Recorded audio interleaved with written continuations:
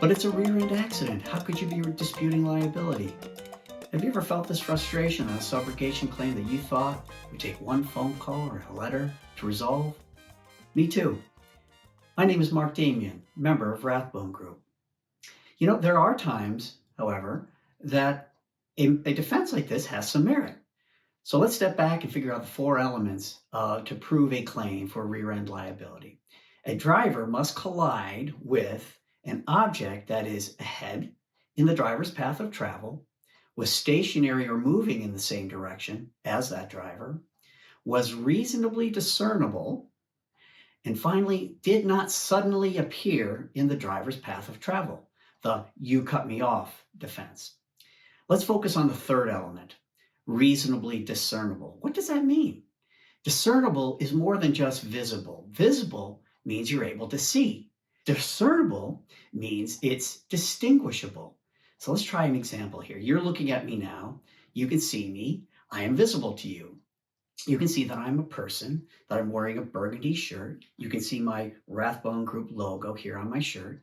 You can see probably that I'm follically challenged and maybe that I have blue eyes. But let's say you're viewing me from 20 feet away. You'd be able to see something. You might recognize that I'm a human being, but would you be able to make out the same elements that I just spoke about? The shirt, the logo, the hair, the eyes? That's the distinction. So on a clear day in the afternoon, we likely can visibly see anything.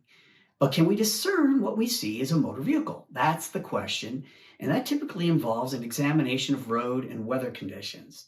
Were there curves in the road, bends in the road, hills, trees, foliage, road signs, or other landmarks affecting the driver's ability to discern traffic? Did the accident occur during the day or evening when it's more likely to reduce or discern liability? Were there weather factors like snow, fog, ice, making it difficult to discern what the object is, that it is traffic? Watch for these factors and be prepared to accept or refute them through eyewitness testimony, aerial photographs, Google Map images, and weather history. Regarding the fourth element, suddenly appear in a driver's path of travel, that really typically requires thorough fact-finding through depositions. That's the best way to fact find. Accident reconstruction, review of electronic data recorders, the EDRs that we all know. EDRs are a wonderful tool to determine speed, braking, driver steering, up until seconds before an accident. We have to ask good questions, getting at initial observations of the vehicles, distance between vehicles from first observation to impact, speed estimates of vehicles during the same period, and whether there are braking marks or other debris in a roadway. We must also inquire about the weight of the vehicle, the braking system of the vehicle, features of the vehicle like lane assist or EDR, like we mentioned earlier.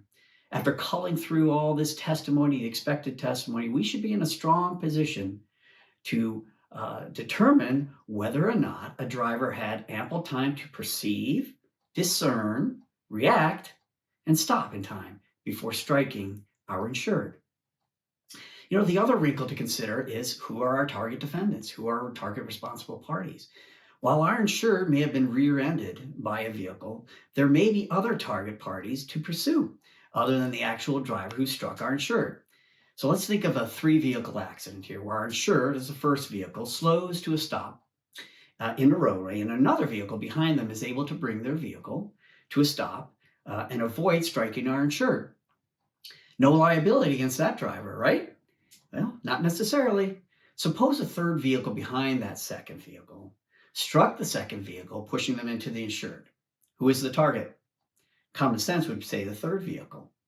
Through the type of investigation, however, that we mentioned earlier, we learned that the second vehicle took evasive action and veered to the side of the road, creating a hazard, maybe a distraction, in the roadway. Distracted by the second vehicle's actions, their unexpected veering, the third vehicle had to make an abrupt stop, seeing the car vacate the space between the first and the third vehicle. A court or jury might reasonably determine or find that that second vehicle was in part responsible for causing a distraction by veering off the road and creating this sudden gap that that third vehicle wasn't expecting. Another response to the "your insured cut me off" or "someone else is liable" is arguing two separate and distinct incidences. In the example we discussed just now, perhaps our insured will testify that they saw in their rearview mirror that the second vehicle veer off the roadway. Then the insured will say, well, it was about 10 seconds or more before they felt an impact. Here, given the time lapse, we have truly two separate distinct events that break what's called the chain of causation.